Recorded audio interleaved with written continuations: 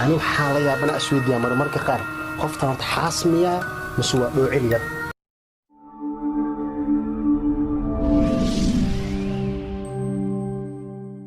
kulanti wacan oo wanaagsan saaxiibayaal meel kasta dunida ka joogtaan halkaad nagala socotaan waa channelka Fandor Media oo aalad isu gudbiya barnaamijyo xiiso leh warar iyo bixino iyo waxyaalihii ugu dambeysay ee social media isla xmariyay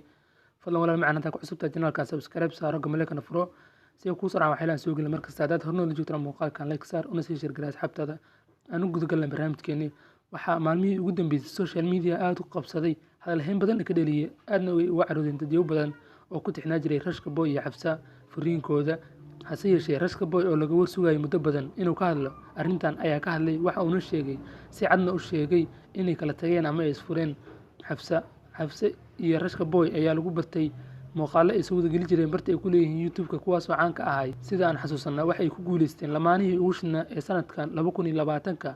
taas biladaas oo bixinayay Asad Xaaji oo asna ah YouTuber haddaba waxaa si weyn uga carooday kala tagan iyo furiinkan Rashka Boy iyo Xabsa taageerayaal badan oo taageeri jiray Rashka Boy iyo Xabsa kuna tixnaa barta ay ku leeyihiin YouTube-ka kuwaas oo ka daawo jiray muuqaalo xiiso leh oo madadaalo ah kuwaas soo wada geli jireen lamaanahan da'da ee Rashka Boy iyo Xabsa balse waqtigu kala geeyay hase ahaatee ugu muhirin dad kala taga ama isfura balse Soomaalidu sidaan loo socono wayna guursadaan wayna kala tagaan balse arrinta xiisaha leh ayaa ah in social media aad loo hadalhayo furiinkan iyo khilaafkan soo kala dhexgalay Rashka iyo Xabsa dadyo badan oo cadow ku ahaan ay ku faraxsanaayeen kala daga sidoo kale waxaa jirtay saacadihii ugu dambeysay muuqaal wareegay social media kaasoo dadyo badan ay ku falanqeynayeen inay tahay xiriirka cusub ama jacaylka cusub ee Rashka Boy balse arrintaasi waa uu beeniyay Rashka Boy waxaanu ku tilmaamay gabadhaasi gabar ay walaalihiin wax xiriir ahna uusan ka dhaxaynin balse ay ka dhaxayso walaaltinimo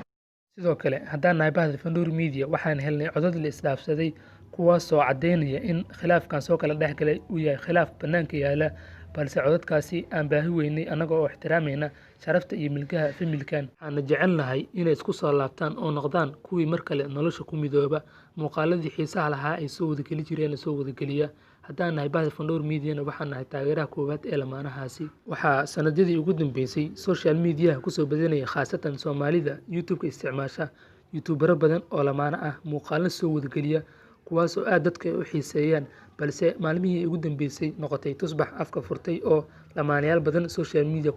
ku soo biireen kuwaas oo soo geliyay muuqaalo aan indhaha u fiicneen iyo muuqaalo kale oo weliba xiiso badan oo dadyo badan oo 100,000 ka badan ay ku taxan yihiin ay u xiiseeyaan dadyo badan oo taageero u ah lamaanahaasi nasiib xumo mar dad ku soo biirto social media ama YouTube-ka way adag tahay si aad uga baxdo muuqaaladii aad soo geli jirtay YouTube-ka iyo weliba social media mar hadaa caan ka noqoto oo khilaaf yardo in soo kala dhex galo adig iyo lamaanahaaga ee adag tahay in khilaafkaasi uu qarsoonaado isla markiina waxa uu imaanayaa banaanka because waxaad tihiin dad lamaane ah taageerayaal badanna lahay dadyo badan oo ku xumaa xiriirkiinana ay boonbooninayaan soona gelinayaan waxyaalo aan u wanaagsaneyn dadkaasi iyo kuwo kale oo aad uga xanaaqaya haddaba waxaa jirtay Rashka Boy inuu si carro uga soo hadla muuqaal kaasi uu sheegay inuu jawaab u yahay jawaabtii laga sugayay ee ahayd furiinka Rashka Boy iyo Xabsa balse uusan si cad u sheegin